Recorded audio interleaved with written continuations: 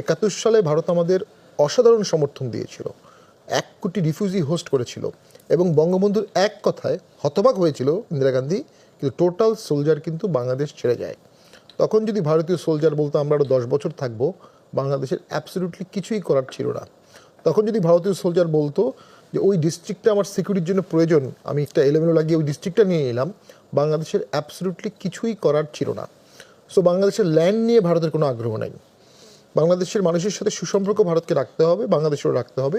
বাংলাদেশের আগ্রহ নিয়ে ইন্ডিয়ার আগ্রহ একটা জায়গায়, এখানে যদি ইসলামিক টেরোরিজম হয় অথবা এমন কিছু করা হয় যেটা তার ল্যান্ডে ডিস্টার্ব করবে, সেটা স্বাভাবিকভাবেই শক্তিশালী প্রতিবেশী হিসাবে ভারত টলারেট করবে না। মানে পলিসিতে রেটোরিক এবং যারা এগুলো বলছে তারা বর্তমান সরকারের খুব কাছের মানুষ, তারা বর্তমান সরকারের প্রধান, তাদের সাথে বসেন।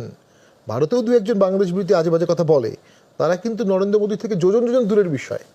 ভারতীয় পররাষ্ট্র সচিব অথবা যারা দায়িত্বপ্রাপ্ত ব্যক্তি তারা কিন্তু এগুলো কথা বলে না।